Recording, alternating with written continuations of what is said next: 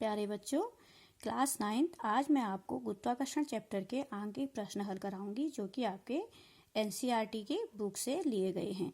इन प्रश्नों को हल करने से पहले मैं आपसे बताना चाहती हूँ कि इन प्रश्नों में अधिकांश आप ये देखोगे कि पृथ्वी या तो पृथ्वी के गुरुत्वीय त्वरण के अधीन ऊपर से नीचे की ओर आ रही होगी या फिर पृथ्वी के गुरुत्वीय त्वरण के विरुद्ध एक वेग देकर के हम वस्तु को ऊपर की ओर फेंक रहे होंगे। जैसे या तो आपके प्रश्न आएंगे कि मीनार की चोटी से कोई पत्थर नीचे गिर रहा है, या फिर आपके प्रश्न आएंगे कि किसी बॉल को कुछ निश्चित वेग देकर नीचे से ऊपर की ओर फेंका गया।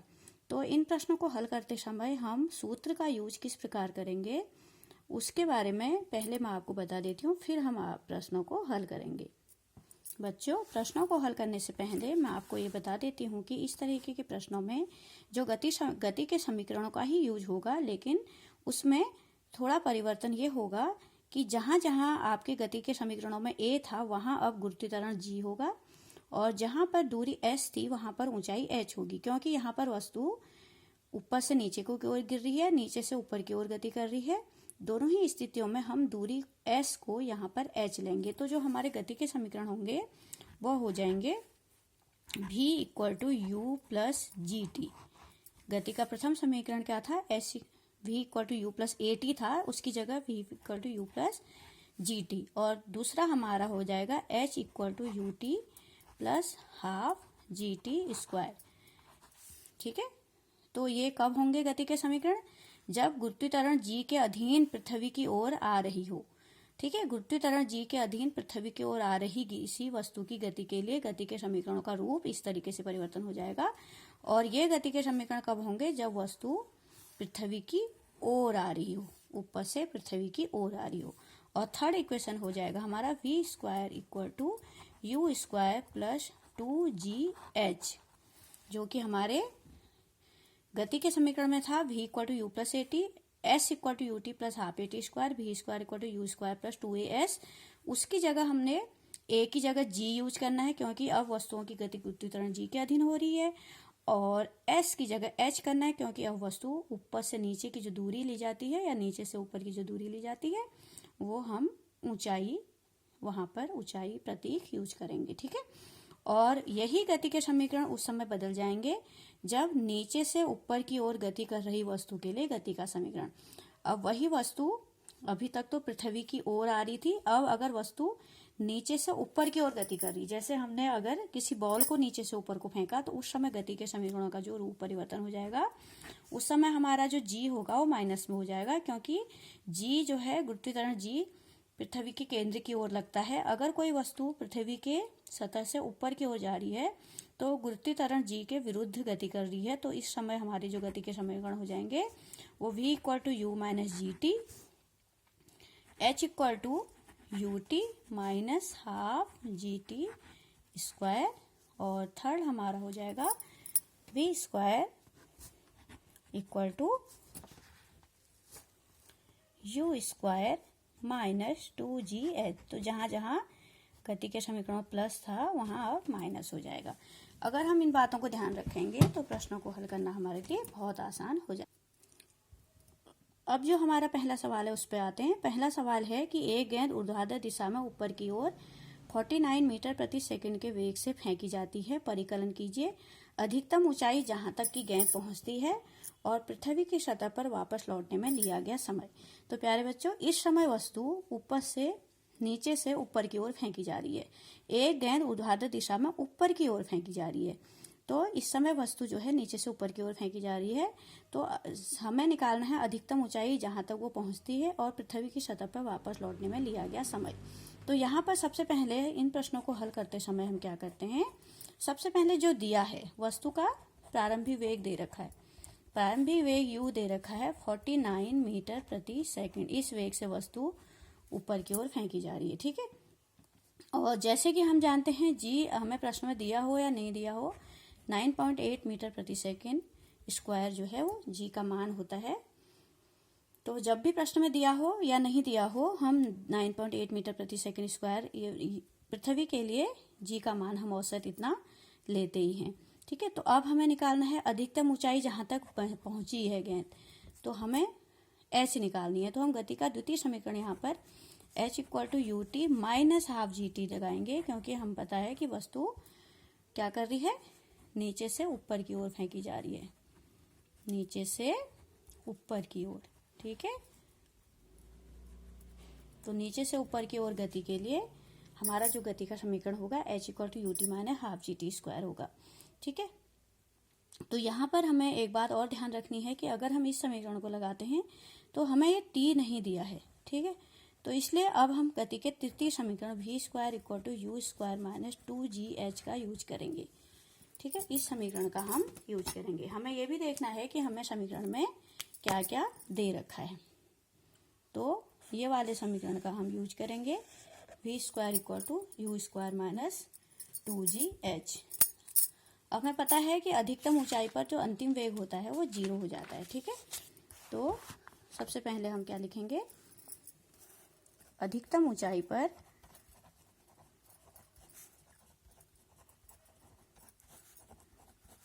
अंतिम वेग भी जो है वो 0 हो जाता है।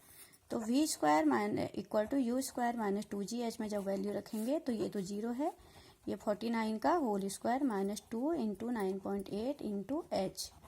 तो यहाँ से जब हम h निकालेंगे तो 49 का होल स्क्वायर अपॉन 2 इंटू 9.8 आ जाएगा, क्योंकि ये पूरा टर्म जो है वो लेफ्ट हैंड साइड में आ जाएगा। तो 49 इंटू 49 अपॉन 2 इंटू 9.8।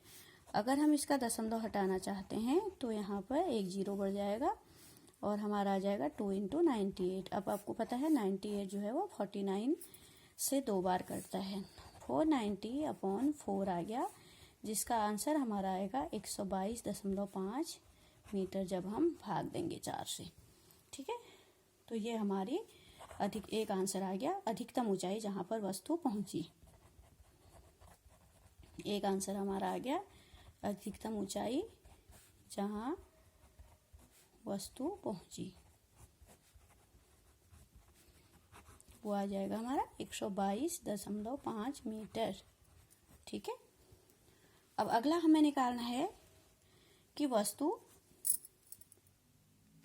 अब अगला जो हमारा कैलकुलेट करना था कि पृथ्वी की सतह पर वापस लौटने में लिया गया समय। तो सबसे पहले हम ये निकालेंगे कि पृथ्वी से ऊपर जाने में उसने कितना समय, तो ऊपर जाने में लिया गया समय, सतह से ऊपर जाने में लिया गया, सतह से अधिकतम ऊंचाई में,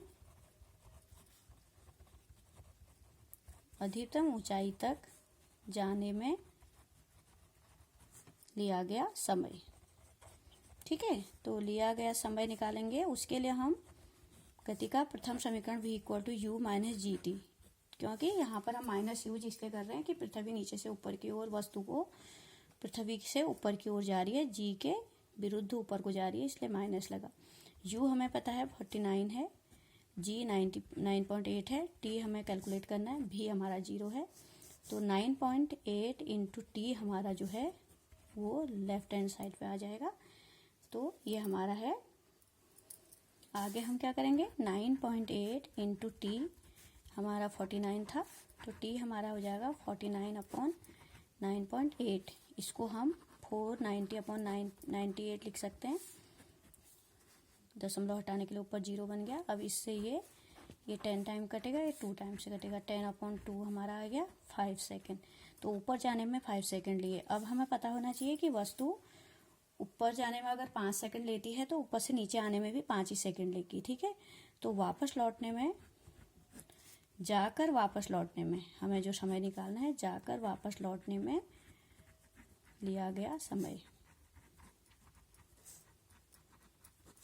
समय 2 गुणा 5, उसका दुगना हो जाएगा 10 सेकंड। तो ये दोनों आंसर आपके आ गए। ठीक है, तो वस्तु जितना समय जाने में लगाती है उतना ही समय आने में भी लगाती है, इसलिए वापस जाकर वापस लौटने में लिया गया समय हो जाएगा 10 सेकंड। ठीक है प्यारे बच्चों, अब हमारा अगला सवाल है, 19.6 मीटर 19.6 मीटर ऊंची मीनार की चोटी से एक पत्थर छोड़ा जाता है, पृथ्वी पर पहुंचने पहले उसका अंतिम वेग ज्ञात कीजिए। अब यहाँ पर पहले सवाल से बिल्कुल उलट हो गया, यहाँ पर वस्तु पृथ्वी की ओर आ रही है 19.6 मीटर 19.6 मीटर ऊंचाई से मीनार की चोटी से एक पत्थर को नीचे को छोड़ा जाता है, तो पृथ्वी पर पहुंचने से पहले उसका अंतिम वेग क्या होगा।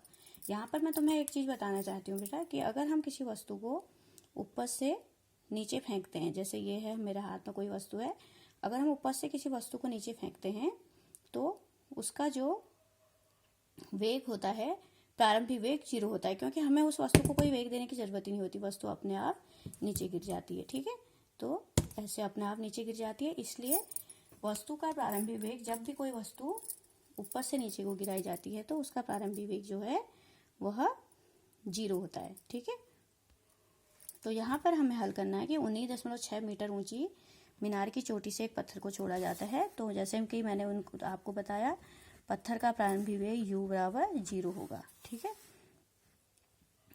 और जो ऊंचाई है मीनार की, जब भी हम किसी वस्तु को ऊपर से नीचे की ओर फेंकते हैं तो हमें उसको कोई वेग देने की जरूरत नहीं होती है। जैसे ही हम हाथ से उसे छोड़ते हैं वो पृथ्वी की ओर खुद ब खुद आ जाती है, क्योंकि पृथ्वी अपने केंद्र की ओर वस्तु को खींचती है गुरुत्वाकर्षण के अधीन। ठीक है, तो ये उसकी ऊंचाई है पत्थर की जहाँ से वो छोड़ा गया। तो हमें उसका अंतिम वेग निकालना है, ठीक जमीन से टकराने से पहले उसका अंतिम वेग कितना होगा ये हमें निकालना है। तो यहाँ पर हमें पता है कि हमें t नहीं दिया है, तो हमारे पास गति का तृतीय समीकरण v square equal to u square plus 2gh, ये स्क्वायर इक्वेशन यूज होगी। यहाँ पर हमने प्लस इसलिए लगाया क्योंकि हमें पता है कि वस्तु पृथ्वी की ओर आ रही है। ठीक है, तो v square equal to u square plus 2gh, पृथ्वी की ओर जब आ रही होती है तो गति के समीकरण वही रहते हैं, केवल a की जगह g और s की जगह h हो जाता है। तो v जो कि हमें निकालना है, u हमारा 0 है, g 9.8 है, h 19.6 है। तो यहाँ पर हम अगर हम इन दोनों को मल्टीप्लाई करते हैं तो ये भी 19.6 आता है और 19.6 हमारा ये हुआ दूरी। ठीक है, तो v स्क्वायर ये आ गया। तो किसी भी संख्या का अगर स्क्वायर हमें पता हो तो संख्या की किसी भी चीज का अगर v स्क्वायर है, v का वर्ग हमें पता है इतना है, तो v निकालने के लिए उसका वर्गमूल निकालना पड़ता है। तो वर्गमूल निकालने के लिए जोड़े में से एक बाहर आता है, तो 19.6 v जो है मीटर प्रति सेकंड हमारा बहुत आसानी से इस कैलकुलेशन के द्वारा हो गया। यहाँ पर हमें पूरा कैलकुलेशन नहीं करना है, क्योंकि फिर हमें यहाँ नीचे वर्गमूल निकालना है तो हम बहुत परेशानी में पड़ जाएंगे। हमें इन दोनों को ही मल्टीप्लाई करना है, तो ये 19.6 आ जाएगा और 19.6 हमारे पास पहले से भी है। तो जब हम v स्क्वायर की वैल्यू इतनी आएगी तो v इसका वर्गमूल निकालेंगे तो जोड़े में से एक बाहर निकाल लेंगे और बिना किसी कैलकुलेशन के और किसी परेशानी के हम इस सवाल को हल कर लेंगे। अगला सवाल हमारा है, पृथ्वी तथा सूर्य के बीच गुरुत्वाकर्षण बल का परिकलन कीजिए। पृथ्वी का द्रव्यमान दे रखा, सूर्य का द्रव्यमान दे रखा, पृथ्वी तथा सूर्य के बीच की औसत दूरी दे रखी है। ठीक है, तो हमें पता है कि जब दो पिंड, चाहे वो पृथ्वी और सूर्य क्यों ना हो, एक बल से अपनी ओर एक दूसरे को अपनी ओर आकर्षित करते हैं और वह बल का मान होता है F equal to g m1 m2 upon d square. तो यहाँ पर हमें g तो हमें पता ही होना चाहिए 6.67 इंटू 10⁻11 होता है। m1 हमें दे रखा है पृथ्वी का द्रव्यमान 6 गुणा 10 की घात 24 गुणा m2 दे रखा है सूरज का द्रव्यमान 2 गुणा 10 की घात 30 बट्टे उनके बीच की दूरी। ठीक है, तो उनके बीच की दूरी d जो है वो 1.5 इंटू 10⁻11 का स्क्वायर हो गया है, ये d का स्क्वायर। ठीक है, और d दे रखा 1.5 इंटू 10⁻11 और जो गुरुत्वाकर्षण नियतांक g की वैल्यू होती है 6.67 इंटू 10⁻11 यहाँ पर होता है। तो यहाँ पर हम क्या करेंगे, 6.67 इंटू 10⁻11 इंटू 6 इंटू 2 को ले लेते हैं और 30 और 24 जो धन में घातें हैं हमारी, 10 की घात 24 और 10 की घात 30, तो 10 की घात 54 हो जाएगा, दोनों को जोड़ लेंगे। और यहाँ पर जब हम इनको गुणा होल स्क्वायर करेंगे इसका, तो 1.5 दो बार आएगा और 10 की घात 11 को 10 की घात 22 हो जाएगा। ठीक है, तो इस तरीके से हम देखेंगे कि 6.67 इंटू 6 इंटू 2 इंटू 10⁻54 इंटू 10⁻11 ये वाला, और इंटू नीचे से भी 10⁻22 ऊपर माइनस में आ जाएगा, ठीक है, अपॉन 1.5 इंटू 1.5। अब सारी घातों का अगर हम जोड़ करें तो ये 54 है और ये 22 और 11 हमारा 33 होता है, 33। 22 और 11 33 होता है। अगर 54 से हम 33 को माइनस कर देते हैं, क्योंकि घातें जो होती हैं धन वाली घातों से ऋण वाली घातें घट जाएंगी। 22 में 11 जोड़ेंगे तो 33 वाली घातें माइनस में हो गई 33 घातें, और 54 प्लस में होगी। तो 54 से जब हम 33 घटाते हैं तो हमारा आता है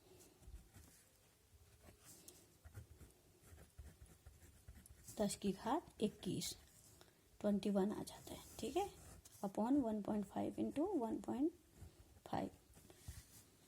अब जब हम इसको कैलकुलेट करते हैं तो जो हमारी वैल्यू आती है वो हमारा आंसर आएगा 3.56 इंटू 10⁻22 न्यूटन।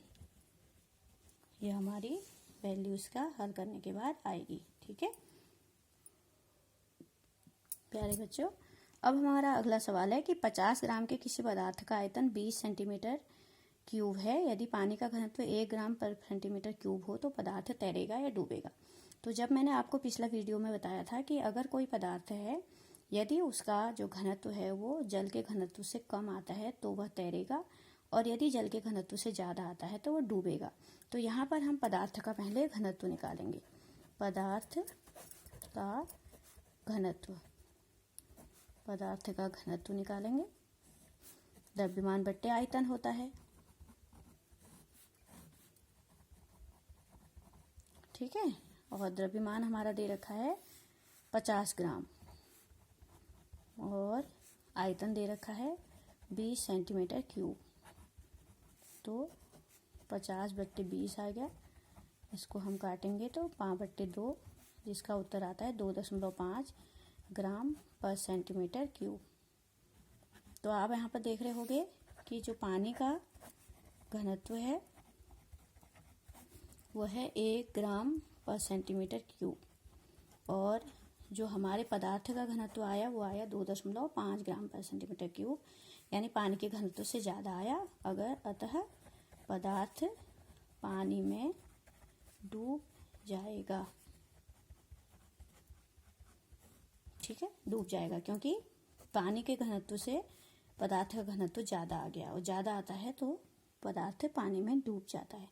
प्यारे बच्चों, मैंने आपको गुरुत्वाकर्षण चैप्टर के हर तरह के सवाल, वस्तु ऊपर से नीचे आ रही हो या नीचे से ऊपर जा रही हो, या जो दो पदार्थ एक दूसरे को आकर्षित कर रहे हो, या फिर घनत्व से रिलेटेड सभी तरह के एक एक प्रश्न करा लिए हैं।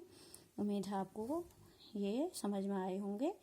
तो आप इनको अपने नोट्स की कॉपी में ज़रूर कीजिएगा और बार बार वीडियो देखिएगा, तभी आपके और अच्छे से समझ में आएंगे। और अगर आपको मेरे समझाने का तरीका पसंद आया है तो वीडियो के नीचे जो रेड कलर में सब्सक्राइब लिखा है उसे ज़रूर टच कीजिएगा और मुझे ज़रूर सब्सक्राइब कीजिएगा। और जिन बच्चों ने मुझे सब्सक्राइब किया है उनको मैं थैंक यू कहना चाहती हूँ।